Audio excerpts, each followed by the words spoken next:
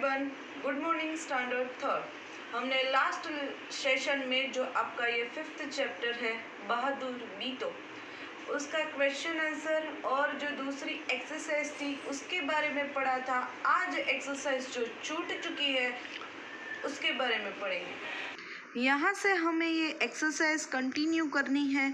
मैं नहीं जाऊँगा। शेर ने बीतो को राक्षसी समझ लिया। वह खेत में नहीं जाना चाहता था, पर भेड़िए के समझाने पर वही राजी हो गया। सोचो, शेर और भेड़िए के बीच क्या बातचीत हुई है।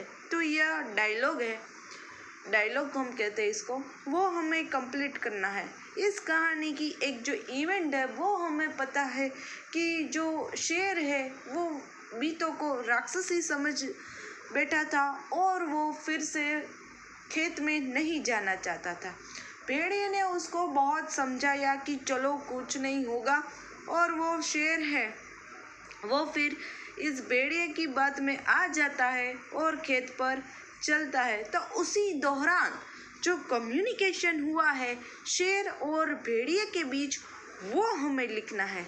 देखो, पहला जो डायलॉग है वो कहा है शेर को, भेड़िए तुम क्यों हंस रहे हो।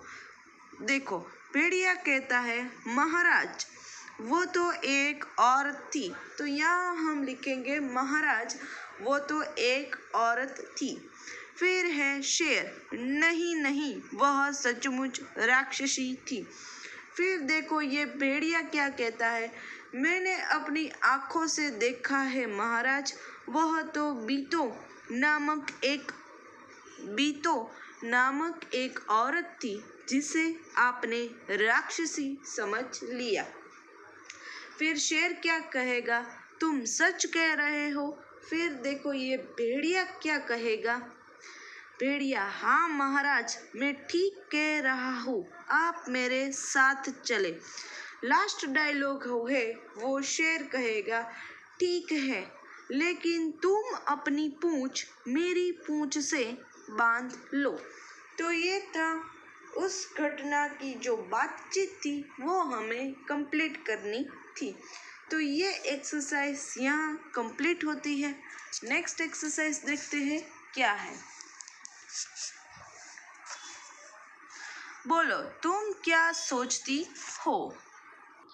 फर्स्ट है, भेड़िए ने शेर को भोले महाराज क्यों कहा, क्या शेर सचमुच भोला था।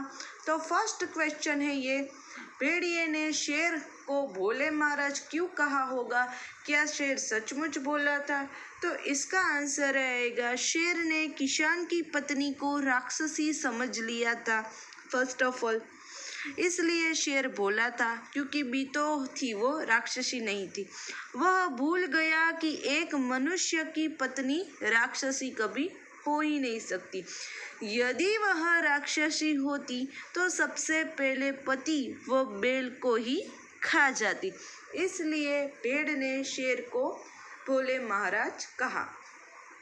सेकंड क्वेश्चन है, शेर ने भेड़िए की पूंछ के साथ अपनी पूंछ क्यों बांध ली।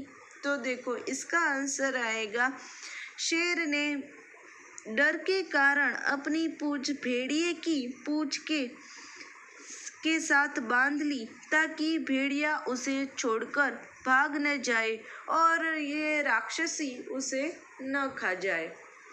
थर्ड क्वेश्चन, क्या शेर फिर कभी बीतो की खेत की तरफ गया होगा। हाँ तो क्यों और नहीं तो क्यों। यानी कि वो शेर है वो क्या पहले भी बीतो का जो खेत था वहाँ गया होगा। तो देखो इसका आंसर, शेर फिर कभी खेत की तरफ नहीं गया होगा क्योंकि वह बीतो को सचमुच राक्षसी समझ रहा था। शेर है वो दोबारा बीतो की खेत की तरफ गया ही नहीं था क्योंकि वो पहले से ही इस बीतो को राक्षसी समझ बैठा था। फोर्थ है, बीतो की हिम्मत तुम्हें कैसी लगी। अगर तुम बीतो की जगह होते तो शेर से कैसे निपटती। तो देखो हमें इस कहानी में देखा कि ये बीतो है वो बहुत ही बहादुर है वो किसान है वो डर जाता है, लेकिन ये बी तो बिल्कुल नहीं डरती शेर से। वो शेर को भी कैसे उल्लू बना दिया। तो यदि हम क्या करते, यदि हमारे साथ ऐसा हो, तो हम ये कह सकते हैं हमें बीतों की हिम्मत से पहले तो इंस्पिरेशन मिलती है, प्रेरणा मिलती है कि कठिन समय में भी समझदारी से काम लेना चाहिए। अगर मैं बीतों की जगह होती तो शायद डरकर भागती और शोर मचाती। इसी तरह लोग इकट्ठे हो जाते और शेर डर के मारे भाग जाता। तो हम ये कर सकते हैं कि हम शोर मचाते हैं ताकि मोहल्ले के जो लोग हैं वो बाहर आ जाए और शेर है वो सबको देखकर डर जाए। तो ये जो क्वेश्चन आंसर थे 4, ये एक्सरसाइज यहाँ कंप्लीट होती है। अब है हम नेक्स्ट एक्सरसाइज देखेंगे, राजा का राज। शेर जंगल पर राज करता था, मेरा राज किसी से न कहना। राजा और राज को बोलकर देखो, दोनों के बोलने में फर्क है ना। कहानी में से ही जो पर लगे नुक्ते वाले शब्द ढूंढो। तो देखो यहाँ जो 2 वर्ड्स है, राज और राज का राज।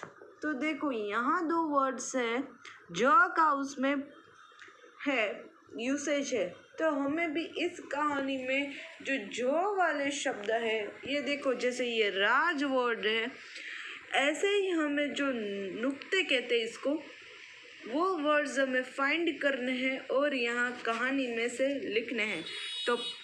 तो पहला वर्ड होगा सिर्फ, फिर होगा जोर, ताजा, तरफ, काफ़ी और फौरन। इसमें देखो ये जो है ब्लैक कलर का, जिसके नीचे ये देखो डॉट का इस्तेमाल होता है, जो के नीचे, उसको कहते हैं नुक्ते वाले शब्द। वो जैसा जो है उसी तरह हमें वर्ड्स लिखने थे। तो जैसा मैंने कहा, सिर्फ, फिर है जोर। सिर्फ हम लिखते हैं तभी जो F है उसके नीचे ये डॉट, फिर है जोर, ताज़ा, तरफ, काफ़ी, फौरन। ये जो सारे वर्ड्स हैं उसमें ऐसे वर्ड्स आते हैं। अब अपने मन से सोचकर ज पर लगे नुक्ते वाले 5 शब्द लिखिए।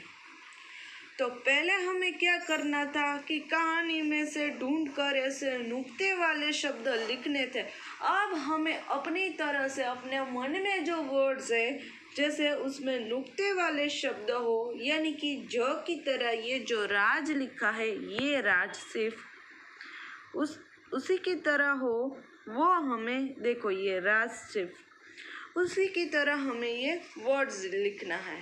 तो देखो फर्स्ट है वो है रफ्तार, फिर है ज़्यादा, फिर है ख़ानदान, फिर है ज़रूरत और एंड में सफ़ेद। तो ये हम अपने मन से सोचकर लिख सकते हैं। फर्स्ट है रफ्तार, ज़्यादा, ख़ानदान, ज़रूरत और सफ़ेद। पहले हमें जो कहानी के वर्ड्स थे वो हमें देखे। ये जो वर्ड्स हमने नुक्ते वाले शब्द लिखे वो हमें मन कर सोच कर लिखे। तो ये एक्सरसाइज यहाँ कंप्लीट होती है।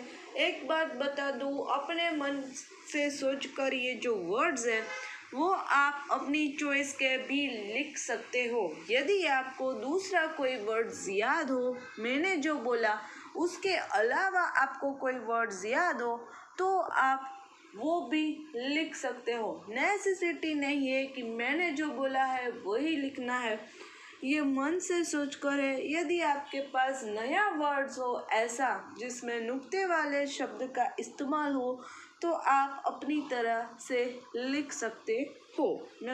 अदरवाइज मैंने जो बोला है वो ही लिख डालना।